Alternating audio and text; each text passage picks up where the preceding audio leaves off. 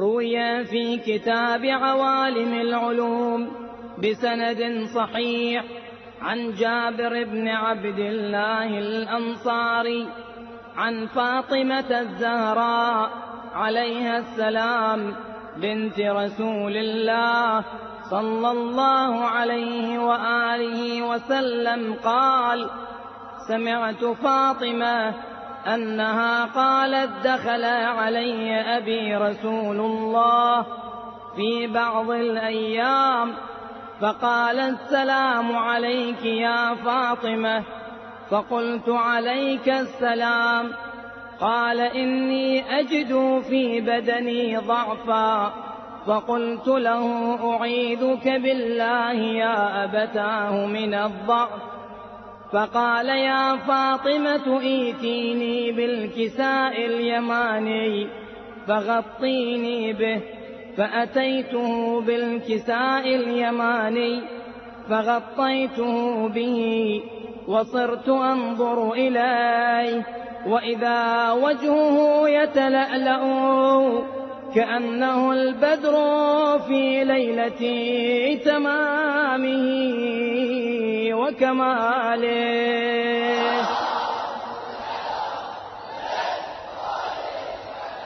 فما كانت إلا ساعة وإذا بولدي الحسن قد أقبل وقال: السلام عليك يا أماه. فقلت: وعليك السلام يا قرة عيني وثمرة فؤادي. فقال: يا أماه، إني أشم عندك رائحة طيبة كأنها رائحة جدي رسول الله صلى الله عليه وآله وسلم. فقلت: نعم، إن جدك تحت الكساء.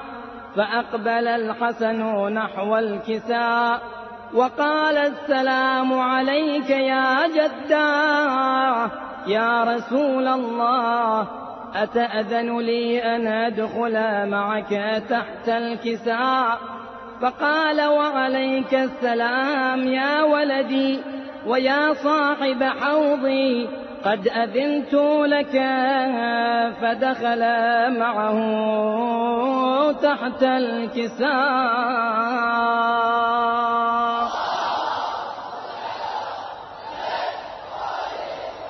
فما كانت إلا ساعة وإذا بولدي الحسين عليه السلام قد أقبل وقال: السلام عليك يا أماه. فقلت: وعليك السلام يا ولدي ويا قرة عيني وثمرة فؤادي.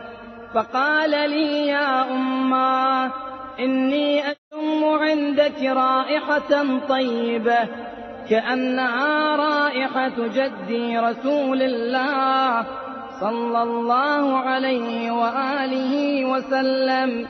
فقلت: نعم، إن جدك وأخاك تحت الكساء. فدنا الحسين نحو الكساء وقال: السلام عليك يا جداه، السلام عليك يا من اختاره الله، أتأذن لي أن أكون معكما تحت الكساء؟ فقال: وعليك السلام يا ولدي وشافع أمتي، قد أذنت لك. فدخل معهما تحت الكساء.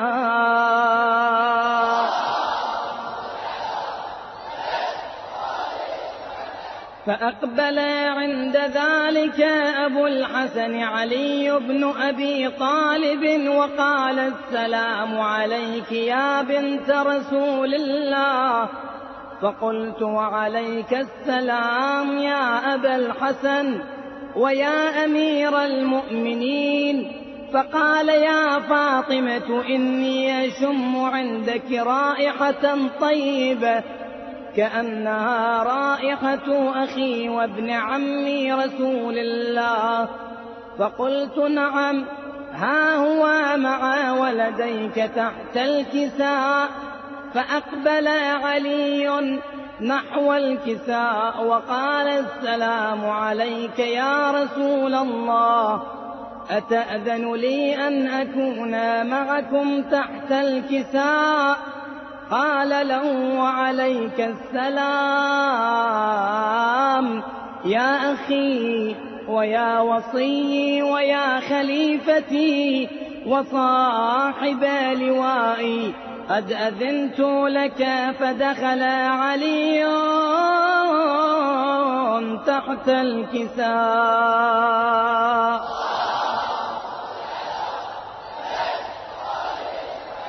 ثم أتيت نحو الكساء وقلت السلام عليك يا أبتاه يا رسول الله، أتأذن لي أن أكون معكم تحت الكساء؟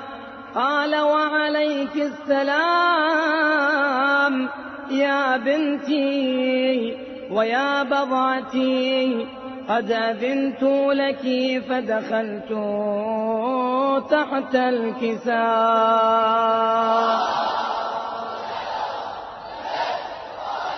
فلما اكتملنا جميعا تحت الكساء أخذ أبي رسول الله بطرفي الكساء وأومأ بيده اليمنى إلى السماء وقال اللهم إن هؤلاء أهل بيتي وخاصتي وحامتي، لحمهم لحمي ودمهم دمي، يؤلمني ما يؤلمهم ويحزنني ما يحزنهم، أنا حرب لمن حاربهم وسلم لمن سالمهم وعدو لمن عاداهم ومحب لمن أحبهم، إنهم مني وأنا منهم، فاجعل صلواتك وبركاتك ورحمتك وغفرانك ورضوانك علي وعليهم،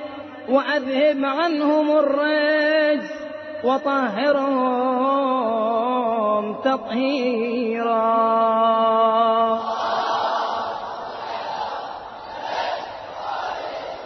فقال الله عز وجل يا ملائكتي ويا سكان سماواتي، إني ما خلقت سماء مبنية ولا أرضا مدحية ولا قمرا منيرا ولا شمسا مضيئة ولا فلكا يدور ولا بحرا يجري ولا فلكا يسري إلا في محبة هؤلاء الخمسة الذين هم تحت الكساء.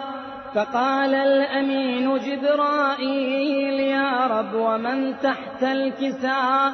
فقال الله عز وجل هم أهل بيت النبوة ومعدن الرسالة، هم فاطمة وأبوها وبعلها وبنوها.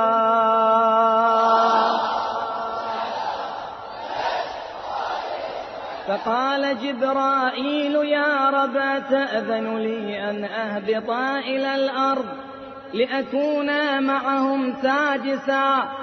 فقال الله عز وجل نعم قد أذنت لك. فهبط الأمين جبرائيل وقال السلام عليك يا رسول الله. العلي الأعلى يقرئك السلام ويخصك بالتحية والإكرام ويقول لك وعزتي وجلالي إني ما خلقت سماء مبنية ولا أرضا مدحية ولا قمرا منيرا ولا شمسا مضيئة ولا فلكا يدور ولا بحرا يجري ولا فلكا يسري إلا لأجلكم ومحبتكم، وقد أذن لي أن أدخل معكم، فهل تأذن لي يا رسول الله؟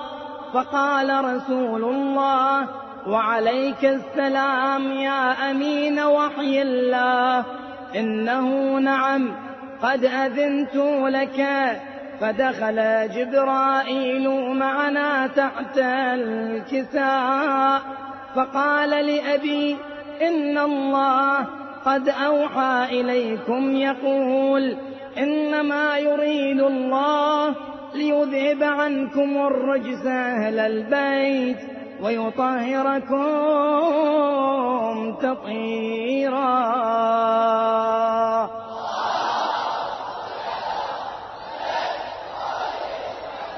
فقال علي لأبي: يا رسول الله، أخبرني ما لجلوسنا هذا تحت الكساء من الفضل عند الله. فقال النبي صلى الله عليه وآله: والذي بعثني بالحق نبيا واصطفاني بالرسالة نجيا، ما ذكر خبرنا هذا في محفل من محافل أهل الأرض وفيه جمع من شيعتنا ومحبينا إلا ونزلت عليهم الرحمة وحفت بهم الملائكة واستغفرت لهم إلى أن يتفرقوا.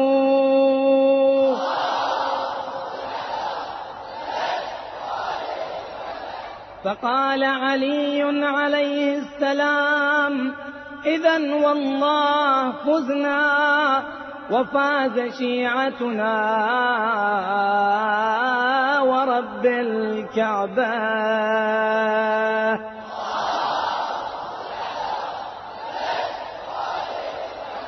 فقال أبي: رسول الله صلى الله عليه وآله: يا علي، والذي بعثني بالحق نبيا واصطفاني بالرسالة نجيا، ما ذكر خبرنا هذا في محفل من محافل أهل الأرض وفيه جمع من شيعتنا ومحبينا وفيهم مهموم إلا وفرج الله همه،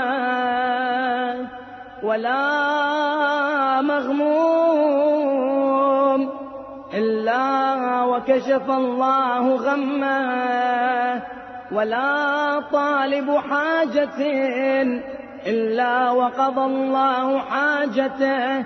فقال علي عليه السلام: إذن والله فزنا وسعدنا، وكذلك شيعتنا فازوا وسعدوا في الدنيا والآخرة ورب الكعبة.